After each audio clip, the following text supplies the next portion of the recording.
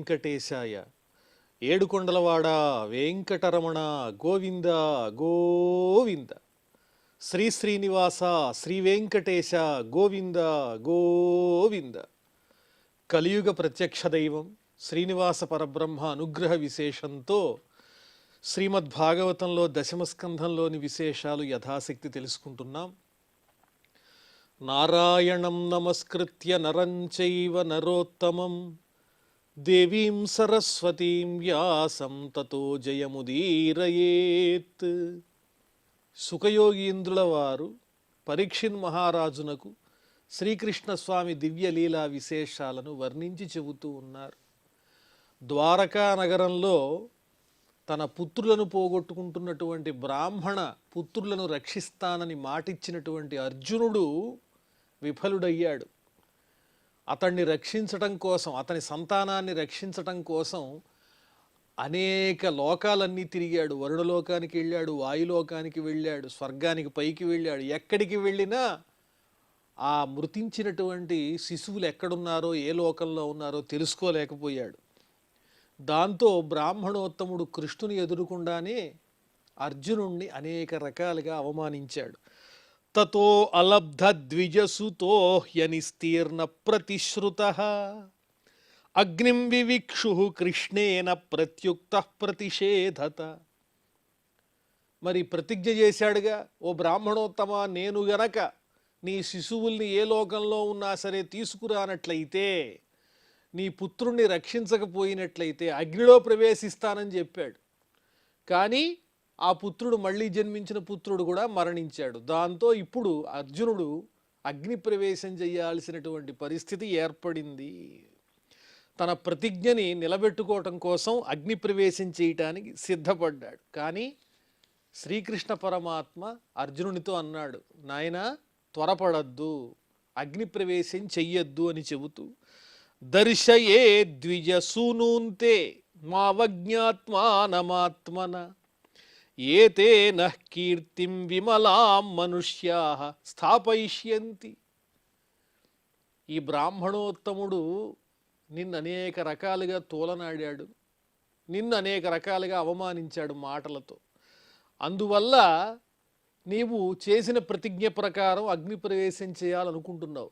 నీకు ఏ లోకంలోనూ ఆ ద్విజుని యొక్క మరణించిన యొక్క శిశువుల జాడ తెలియలేదు కదా. కానీ వాళ్ళని నేను చూపిస్తా పద. వాళ్ళు ఎక్కడున్నారో నాకు తెలుసు, నేను తీసుకువెడతాను.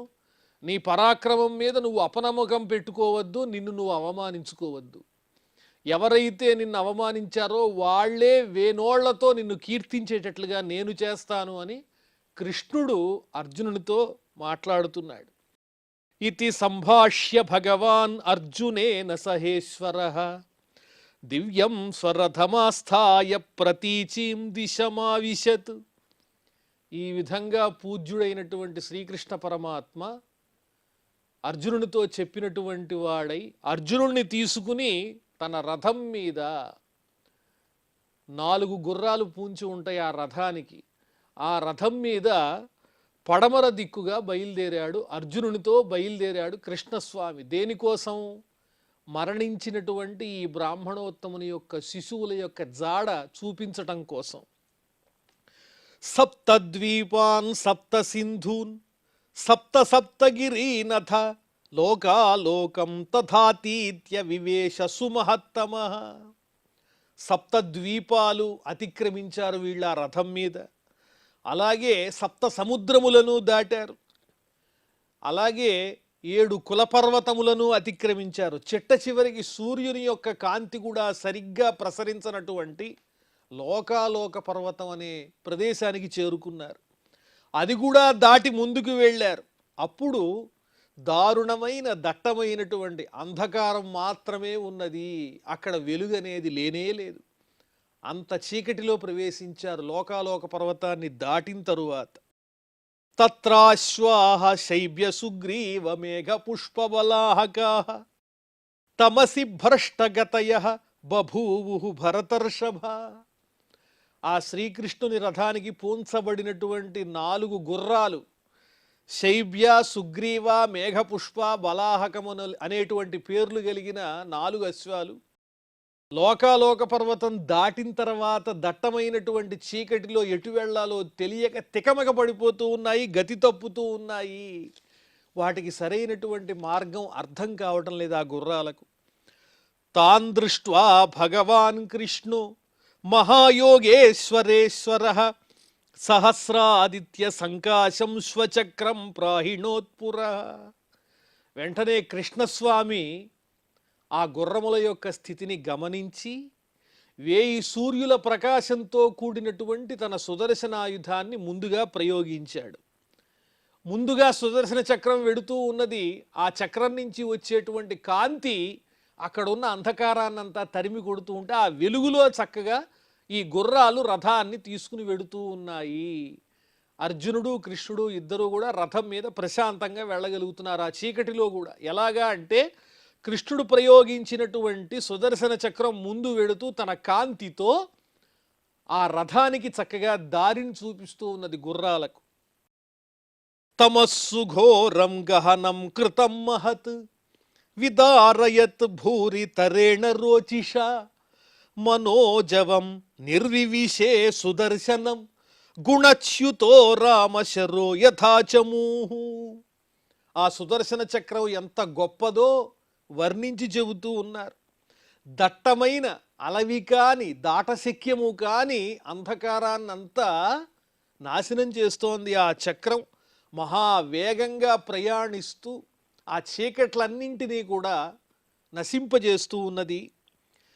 రాముని యొక్క బాణం ఏ విధంగానైతే శత్రు సైన్యాన్ని చీల్చి వాళ్ళందరినీ అడ్డు తొలగిస్తుందో ఆ విధంగా రాముని బాణంలాగా సుదర్శన చక్రం సాగిపోతూ ఉన్నది. మనోజవం, మనస్సుతో సమానమైన వేగం కలిగినటువంటిది ఆ సుదర్శన చక్రం. భూరితరేణ రోచస, మామూలు తేజస్సు కాదు, కొన్ని వేల సూర్యుల యొక్క తేజస్సంతా కలిపితే ఎలా ఉంటుందో అంత తేజస్సుతో దేదీప్యమానంగా వెలిగిపోతూ ఆ చీకట్లన్నింటినీ పారద్రోలి కృష్ణుడు అర్జునుడు ఇద్దరూ వెళ్ళేటువంటి రథానికి చక్కని దారిని ఇస్తూ ఉన్నది. ద్వారేణ చక్రానుపధేన తత్తమః పరం పరం జ్యోతిరనంతపారం సమశ్నువానం ప్రసమీక్ష్య ఫాల్గుణః ప్రతాడితాక్షోపి దధేక్షిణి ఉభే. ఆ చక్రం, సుదర్శన చక్రం ఏర్పరిచినటువంటి మార్గం గుండా రథం వేగంగా దూసుకుపోతూ ఉన్నది.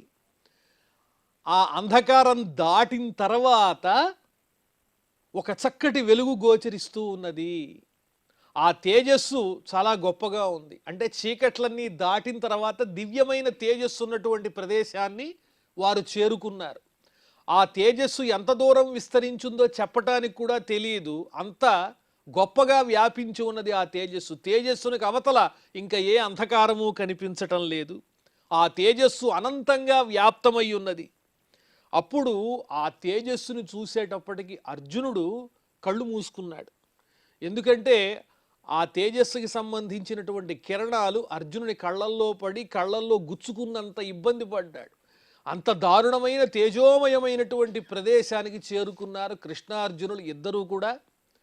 ఈ సుదర్శన చక్రము యొక్క తేజస్సు సహాయంతో అపరిమితమైన తేజస్సు కలిగిన అంధకారం కన్నా ఆవల ఉన్నటువంటి దివ్య తేజస్సుని చేరుకున్నారు. ఆ తరువాత తతః ప్రవిష్టః సలిలం నభస్వత బలీయ సైజత్ బృహదూర్మి భూషణం తత్రాద్భుతం వై భవనం ద్యుమత్తమం భ్రాజన్మణిస్తంభ సహస్ర శోభితం. ఆ చీకటి వీళ్ళు దాటి వెళ్ళిన తరువాత ఒక నీటిలో ప్రవేశించారు. ఒక తేజస్సు కనిపించింది. ఆ తేజస్సు అంతా ఎక్కడుందంటే నీటిలోనే ఉంది. ఆ నీటి మీద కనిపిస్తూ ఉన్నది. వీళ్ళ రథం నీటి మీద ప్రవేశించింది, నీటిలో వెడుతోంది ఆ రథం. అలా నీటిలో ప్రవేశించిన తరువాత గాలి చేత కదల్చబడేటువంటి ఆ నీటి యొక్క కెరటాలన్నీ ఆ నీటికి ఎంతో అలంకారంగా ఉన్నాయి. పెద్ద సముద్రంలాగా ఉంది ఆ నీరంతా. ఆ జలాశయం యొక్క మధ్యలో ఒక దివ్యమైనటువంటి పెద్ద భవనం ఉన్నది. ఆ భవనంలో మణిస్తంభాలు ఉన్నాయి. వేల కొద్దీ మణులు పొదిగినటువంటి దివ్య స్తంభాలన్నీ ఉన్నాయి. ఆ భవనంలో ఒక పెద్ద తేజస్సు, ఆ తేజస్సు దగ్గర దివ్యమైనటువంటి ఒక పెద్ద నీటి జలాశయం, ఆ నీటి జలాశయం మధ్యలో ఒక దివ్యమైనటువంటి భవనం, ఆ భవనంలో మణులు పొదిగినటువంటి దివ్యమైనటువంటి స్తంభాలన్నీ ఉన్నాయి వేల కొలది. తస్మిన్ మహాభీమమనంతమద్భుతం సహస్రమూర్ధన్య ఫణామణిద్యుభిః విభ్రాజమానం ద్విగుణోల్బణేక్షణం సితాచలాభం సితికంఠజిహ్వం.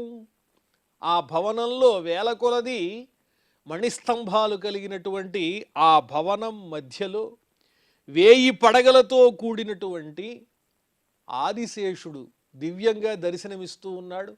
తెల్లనైనటువంటి రూపం, ప్రతి పడగ మీద మణులు ప్రకాశిస్తున్నాయి. 1000 పడగలున్నాయి, 1000 పడగల మీద మణులు దివ్యంగా ప్రకాశిస్తూ ఉన్నాయి. 2 రెట్లు ఆ ప్రకాశానికి 2 రెట్లు భయంకరంగా ఉన్నటువంటి ఆ పడగలకు ఉన్నటువంటి 2 కళ్ళు. ఈ విధంగా ఉగ్రమైనటువంటి ఎర్రనైన నేత్రములతో మణులతో కూడినటువంటి పడగలతో 1000 పడగలతో ప్రకాశిస్తూ ఆదిశేషుడు దివ్యంగా తెల్లని రూపంతో ప్రకాశిస్తూ ఉన్నాడు. అలాగే ఆ ఆదిశేషుని యొక్క నాలుకలు నల్లగా ఉన్నాయి, కంఠభాగం కూడా నల్లగా ఉంది, మిగతా ప్రదేశమంతా తెల్లగా ప్రకాశిస్తూ ఉన్నది. దదర్శ తద్భోగ సుఖాసనం విభుం మహానుభావం పురుషోత్తమోత్తమం సాంద్రాంబుదాభం సుపిశంగవాససం ప్రసన్నవక్త్రం రుచిరాయతే క్షణం. 1000 పడగలు కలిగినటువంటి ఆదిశేషుడు చుట్టుకుని ఉంటే ఆ చుట్టుకుని ఉన్నటువంటి ఆదిశేషుని మీద ఆసీనుడై ఉన్నాడు శ్రీ మహావిష్ణువు. చక్కగా కూర్చుని ఉన్నాడు. సుఖాసనం, సుఖమైన ఆసనంగా ఆదిశేషుణ్ణి కలిగినటువంటి మహానుభావుడు, పురుషోత్తముడు, ఆ పరమాత్ముడు. సాంద్రాంబుదాభం, దట్టమైనటువంటి నల్లనైనటువంటి మేఘాల వంటి కాంతి కలిగినటువంటి వాడు. సుపిశంగవాససం, పట్టు వస్త్రాలు చక్కగా ధరించి ఉన్నాడు ఆయన. ప్రసన్న వక్త్రం, ప్రశాంతమైన ముఖారవిందంతో విశాలమైనటువంటి నేత్రాలు కలిగి, రుచిరాయతే క్షణం, మనోహరమైన విశాలమైన నేత్రాలు కలిగినటువంటి శ్రీ మహావిష్ణువు ఆ ఆదిశేషుణ్ణి ఆసనంగా చేసుకుని అలా కూర్చుని ఉన్నాడు. చక్కగా దట్టమైనటువంటి మేఘంలాగా ప్రకాశిస్తూ ఉన్నాడు. ఆ శ్రీ మహావిష్ణు స్వరూపాన్ని కృష్ణార్జునులిద్దరూ దర్శించారు అక్కడ. మహామణివ్రాత కిరీట కుండల ప్రభా పరిక్షిప్త సహస్రకుంతలం ప్రలంబ చార్వష్టభుజం సకౌస్తుభం శ్రీవత్సలక్ష్మం వనమాలయావృతం. ఆ శ్రీ మహావిష్ణువు యొక్క స్వరూపాన్ని వర్ణించి చెబుతూ ఉన్నారు. మణులతో పొదగబడినటువంటి స్వర్ణ ఖచ్చితమైన చక్కని కిరీటాన్ని ధరించి ఉన్నాడు. అలాగే కర్ణములకు దివ్యమైన కుండలాలు ఉన్నాయి, మణిమయములైనటువంటి కుండలాలు. ఆ కుండలముల యొక్క కాంతితో ఆ స్వామి యొక్క దివ్యమైనటువంటి కపోల భాగములు, బుగ్గలు మిలమిలా మెరిసిపోతూ ఉన్నాయి. అలాగే శిరస్సున ఉన్నటువంటి కుంతలాలు అలా ముఖం మీద అలా అలా చక్కగా ముంగురులు కదులుతూ ఉన్నాయి. ఈ ముఖకాంతులతో, కుండలముల కాంతులతో, కిరీట కాంతులతో ఆ ముంగురులు కూడా ప్రకాశిస్తూ కనిపిస్తున్నాయి. పొడవైనటువంటి చక్కని దృఢమైన బాహువులు ఉన్నాయి ఆ శ్రీ మహావిష్ణువునకు. ఎన్ని బాహువులు అంటే 8 బాహువులు ఉన్నాయి. ఆ 8 బాహువులతో ఉన్నాడు ఆ విష్ణుమూర్తి. సకౌస్తుభం, కౌస్తుభం అనేటువంటి మణిని కంఠమునందు ధరించి ఉన్నాడు. శ్రీవత్సలక్ష్మం, శ్రీవత్సం అనేటువంటి చిహ్నాన్ని హృదయ భాగంలో కలిగినటువంటి వాడు. వనమాలను ధరించినటువంటి ఆ దివ్యమైన శ్రీ మహావిష్ణువు యొక్క స్వరూపాన్ని దర్శించారు అర్జునుడు, కృష్ణుడు. కృష్ణుడు విష్ణు స్వరూపుడే. అందువల్ల అర్జునుడు ఆ శిశువుల కోసం వెతుకుతూ ఉంటే ఆ అర్జునునికి శిశువుల్ని చూపిద్దామని శ్రీ మహావిష్ణువు సన్నిధికి తీసుకుని వచ్చాడు కృష్ణుడు. ఆ కృష్ణుడే విష్ణువు, విష్ణువే కృష్ణుడు. సునందనంద ప్రముఖై స్వపార్షదై చక్రాధిభిర్మూర్తిధరైర్నిజాయుధై పుష్ట్యాశ్రియా కీర్త్యజయా అఖిలర్థిభిః నిషేవ్యమాణం పరమేష్ఠినాం పతిం. నందుడు, సునందుడు ఇత్యాదిగా కలిగినటువంటి అనుచరులు, పార్షదులు కలిగినటువంటి వాడా శ్రీ మహావిష్ణువు. అలాగే అనేక ఆయుధములన్నీ ఉన్నాయి ఆయన హస్తములలో. చక్రము, శంఖము, గద, శార్ంగము, అదేవిధంగా పద్మము ఇత్యాదిగా కలిగిన అనేక అలంకారములు, భూషణములు, ఆయుధములు ధరించినటువంటి వాడు. అదేవిధంగా చక్కగా నిత్య నివాసినిగా ఉన్నటువంటి లక్ష్మీదేవితో కూడి ఉన్నటువంటి వాడు.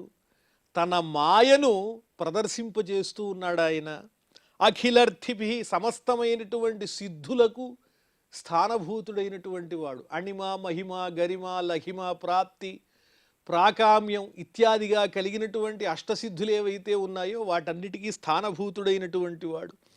పరమేష్ఠినాం పతిం, ఎవరైతే ప్రజాపతులు ఉన్నారో, సృష్టికర్తగా పేర్కొనబడినటువంటి బ్రహ్మ ఉన్నాడో వారందరికీ ఆధారభూతుడైనటువంటి, నిలయభూతుడైనటువంటి, ఆ శాశ్వత స్వరూపుడైన ఆనంద నిలయ నివాసుడు ఆ శ్రీ మహావిష్ణువు అక్కడ గోచరిస్తూ ఉన్నాడు. ఈ ప్రజాపతుల చేత, ఋషుల చేత, పార్షదుల చేత, వీళ్ళందరి చేత సేవింపబడుతూ ఉన్నాడు. వవంద ఆత్మానమనంతమచ్యుతో జిష్ణుశ్చ తద్దర్శన జాత సాధ్వస తావాహ భూమా పరమేష్ఠినాం ప్రభు బద్ధాంజలి సస్మితమూర్జయా గిరా. అక్కడ శ్రీకృష్ణ స్వామి తానే ఎదురుకుండా ఉన్నటువంటి, ఎదురుగా కూడా తానే ఉన్నాడు, శ్రీ మహావిష్ణువుగా ఉన్నాడు. అలాంటి శ్రీ మహావిష్ణు స్వరూపునిగా వేరుగా కనిపిస్తున్నటువంటి తననే చూసుకుంటూ కృష్ణుడు చిరునవ్వులు చిందిస్తూ ఈ సన్నివేశాన్ని చూచి ఆశ్చర్యపడుతున్నటువంటి అర్జునుడిని చమత్కారంగా వీక్షిస్తున్నాడు. కృష్ణస్వామి, అర్జునుడు వారిద్దరూ కూడా ఎదురుకుండా ఉన్నటువంటి శ్రీ మహావిష్ణు స్వరూపానికి నమస్కారం చేశారు. అదేవిధంగా అనంతునకు, ఆదిశేషునకు నమస్కారం చేశారు. ఆదిశేషుని యొక్క దివ్య స్వరూపాన్ని చూచినటువంటి అర్జునుడు కొంత భయానికి లోనయ్యాడు. లోకపాలకులు అందరికీ ప్రభువైనటువంటి ఆ శ్రీ మహావిష్ణు కృష్ణార్జునులతో ఈ విధంగా మాట్లాడుతూ ఉన్నాడు. ద్విజాత్మజా మే యువయోర్దిదృక్షుణ మయోపనీతా భువి ధర్మగుప్తయే కళావతీర్ణావనేర్భరాసురాన్ హత్వేహ భూయః త్వరయే తమంతిమే. ఆ శ్రీ మహావిష్ణువు అంటున్నాడు కృష్ణార్జునులతో, ఓ కృష్ణార్జునులారా, మీ ఇద్దరిని చూడాలని నాకు కోరిక కలిగింది. మిమ్మల్ని ఇక్కడికి రప్పించటం కోసమే ఆ ద్వారకా నగరంలో ఆ బ్రాహ్మణుని యొక్క శిశువులను నా లోకానికి తెప్పించాను. ఇదంతా నా మాయ చేతనే జరిగింది. మీరు ఎలాగో ఇక్కడికి వస్తారని నాకు తెలుసు. వాళ్ళని తీసుకువెళ్ళటం కోసం మిమ్మల్ని ఇద్దరినీ ఒక్కసారి చూడాలనే కోరికతోనే ఇక్కడికి రప్పించాను, అంతకన్నా ఇంకేమీ లేదు. మీరిద్దరూ ధర్మ రక్షణ కోసం అవతరించారు, నా అంశతో అవతరించారు. కాబట్టి భూమికి భారంగా ఉన్నటువంటి రాక్షసాంశలందరినీ కూడా నశింపజేసి త్వరగా మళ్ళీ ఈ లోకానికి మీరు చేరుకోండి ఓ కృష్ణార్జునులారా అని శ్రీ మహావిష్ణువు వారిద్దరితో చెప్తున్నాడు. పూర్ణకామావపి యుమాం నరనారాయణ వృషి ధర్మమాచరతాం స్థిత్యై ఋషభౌ లోక సంగ్రహం. ఓ కృష్ణార్జునులారా, మీకు ప్రత్యేకంగా కోరికలేమీ లేవు. మీరు సమస్తము పొందినటువంటి వారు. సాక్షాత్తు నా స్వరూపమే మీరిద్దరూ కూడా.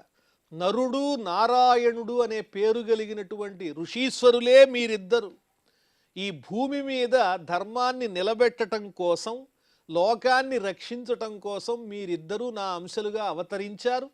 లోకానికి ఆదర్శప్రాయంగా ఉండటం కోసమే మీరు కూడా ధర్మపరమైన కర్మలను ఆచరిస్తూ ప్రజలందరికీ, లోకానికి అంతటికీ ఆదర్శంగా నిలిచారు. ఇత్యాదిష్టౌ భగవత తౌ కృష్ణౌ పరమేష్టిన ఓమిత్యానమ్య భూమానం ఆదాయ ద్విజదారకాన్. ఈ విధంగా శ్రీ మహావిష్ణువు మాట్లాడిన తరువాత ఆ శ్రీ మహావిష్ణువునకు మరోసారి కృష్ణార్జునులు ఇద్దరూ కూడా నమస్కారం చేసి ఆయన దగ్గర అనుమతి తీసుకున్నటువంటి వారై అక్కడున్నటువంటి ఆ ద్వారకా నగరవాసి అయిన బ్రాహ్మణుని యొక్క పుత్రులందరినీ కూడా తీసుకుని అక్కడి నుంచి బయలుదేరి తమ నగరానికి చేరుకున్నారు, ద్వారకా నగరానికి. న్యవర్తతాం స్వకం ధామ సంప్రహృష్టౌ యథాగతం విప్రాయ దదతు పుత్రాన్ యథారూపం యథావయః. అలా వెనక్కి తిరిగి వచ్చినటువంటి కృష్ణార్జునులు ఆ బ్రాహ్మణోత్తముణ్ణి పిలిపించి, ఓ బ్రాహ్మణోత్తమా, మృతులైనటువంటి నీ పుత్రులు ఇరుగో మేము తీసుకువచ్చాం, స్వీకరించు అని వారి రూపము వారి వయస్సు ఏ విధంగా ఉండాలో ఆ విధమైనటువంటి స్వరూపములతో ఆ బ్రాహ్మణోత్తమునికి అప్పజెప్పేశారు. నిశామ్య వైష్ణవం ధామ పార్థ పరమ విస్మిత యత్కించిత్ పౌరుషం పుంసాం మేనే కృష్ణానుకంపితం. అప్పుడు అర్జునునకు సంపూర్ణంగా అర్థమైంది, నేను గాంధీవం అనే ధనుస్సును ధరించినటువంటి వాడను, మహాపరాక్రమవంతుణ్ణి అని నాలో అహంకారం ఉన్నది. ఈనాడు శ్రీకృష్ణ స్వామి యొక్క మహిమ చేతనే ఇదంతా జరిగింది, నా వల్ల ఏమీ కాదు. కాబట్టి ఒక కీర్తిని సంపాదించిన లేదా ఐశ్వర్యాన్ని సంపాదించిన, ఆపదల నుంచి గట్టెక్కిన, అవన్నీ శ్రీకృష్ణ స్వామి యొక్క మహిమ చేతనే జరుగుతున్నాయి తప్ప నాదంటూ ఏమీ లేదు అని ఆశ్చర్యపడుతూ ఆ వైకుంఠధామంలో తాను చూసినటువంటి శ్రీ మహావిష్ణువుని తలుచుకుంటూ, అతడే ఈ శ్రీకృష్ణ పరమాత్మ, నాలో ఏదైనా పురుషకారం ఉన్నదంటే ఆ ప్రభావం ఎవరిది అంటే శ్రీకృష్ణుడిదే తప్ప వేరొకరిది కాదు అని అర్జునుడు అర్థం చేసుకున్నాడు. ఇతీదృశాన్యనేకాని వీర్యాణీహ ప్రదర్శయన్ బుభుజే విషయాన్ గ్రామ్యాన్ ఈజే చాత్యూర్జితైర్మఖై. ఓ పరీక్షిన్ మహారాజా, ఈ విధంగా శ్రీకృష్ణ స్వామి ఎన్నో రకములైన లీలలను ఈ భూమి మీద చేసి చూపించాడు. అవన్నీ వర్ణించటం 1000 నోళ్లు కలిగిన ఆదిశేషుని వల్ల కూడా కాదు. అంతేకాదు, ఈ లోకంలో మానవుల యొక్క ప్రవర్తనను అనుకరిస్తూ ఇంద్రియ సంబంధమైన భోగాలన్నీ అనుభవించాడు. ఏ విధంగా అంటే వాటితో ఏమాత్రము సంగం లేకుండా వాటికి అతీతమైనటువంటి పరమాత్మ వాటన్నింటినీ అనుభవించినట్లుగా కనిపించాడు తప్ప వాటితో పరమాత్మకు ఏ విధమైనటువంటి సంగము లేదు. అదేవిధంగా మానవులు ధర్మ మార్గంలో నడవటం కోసం తాను కూడా ధర్మాన్ని ఆచరించి చూపించాడు. ఎన్నో విధములైనటువంటి యజ్ఞయాగములన్నీ కూడా ఆచరించాడు. ప్రవర్షాఖిలాన్ కామాన్ ప్రజాసు బ్రాహ్మణాదిషు యథాకాలం యథైవేంద్రో భగవాన్ శ్రైష్ఠ్యమాస్థితః. ప్రజలకు ఏ విధమైన కోర్కెలున్నాయో అవన్నీ ప్రభువుగా తాను తీర్చవలసినటువంటివన్నీ తీర్చేశాడు. ఎవరు ఏది అడిగినా భక్తితో తన దగ్గరకు వచ్చినటువంటి భక్తులందరినీ ఆదరించి వారి అన్నిటినీ తీర్చాడు. తాను పరిపాలించేటువంటి ప్రజల యొక్క కష్టసుఖాలన్నీ తెలుసుకుంటూ ఉన్నాడు. అదేవిధంగా నైష్ఠిక పరులైనటువంటి బ్రాహ్మణోత్తముల్ని దైవంతో సమానంగా భావించి గౌరవించాడు. ఏ విధంగానైతే ఇంద్రుడు సమయానుకూలంగా వర్షాన్ని వర్షించి పంటలను చక్కగా కాపాడుతూ ఉంటాడో, భూమిపై ప్రాణులన్నింటికీ కూడా ఆహారం అందేలా చేస్తూ ఉంటాడో, ఆ ఇంద్రుని వలె శ్రీకృష్ణ పరమాత్మ కూడా ఈ భూమిపై చక్కటి పరిపాలన అందిస్తూ తన రక్షణలో ఉన్నటువంటి ప్రజలందరినీ కన్నబిడ్డల్లాగా కాపాడాడయ్యా ఓ పరీక్షిన్ మహారాజా. హత్వా నృపాన్ అధర్మిష్ఠాన్ ఘాతయిత్వా అర్జునాదిభిః అంజసా వర్తయామాస ధర్మం ధర్మసుతాదిభిః. రాక్షసాంశ కలిగి ఈ భూమి మీద క్షత్రియ రూపంలో సంచరిస్తున్నటువంటి దారుణమైన క్రూరమైన స్వభావం కలిగినటువంటి దుష్ట క్షత్రియులందరినీ కూడా సంహరించాడు. అదేవిధంగా తన ఆత్మీయుడు పరమ భక్తుడు తన అంశైనటువంటి అర్జునుని చేత ఎంతోమంది దుష్ట క్షత్రియులందరినీ సంహరింపజేశాడు. అర్జునుణ్ణి ప్రధానమైన సాధనంగా తీసుకుని లోకంలో దుష్ట శిక్షణ చేసి శిష్టరక్షణ కావించాడు. అదేవిధంగా ధర్మానికి మారుపేరుగా ధర్మరాజుని చూపిస్తూ ఆ ధర్మరాజు ఆచరణ ద్వారా ధర్మాన్ని రక్షించాడు. శ్రీకృష్ణ స్వామికి పాండవులంటే ఎందుకంత ఇష్టం అంటే వాళ్ళు తన మేనత్త కుమారులని కాదు, ధర్మాన్ని ఆచరిస్తారు కాబట్టే శ్రీకృష్ణ పరమాత్మకు పాండవులంటే అత్యంతమైనటువంటి ప్రీతి. అందువల్లనే వారికి అండదండగా ఉండి వారి చేత ధర్మాన్ని ఆచరింపజేశాడు. భీముని యొక్క బలపరాక్రమాల ద్వారా జరాసంధుడు మొదలైనటువంటి దుష్టులందరినీ కూడా సంహరింపజేశాడు.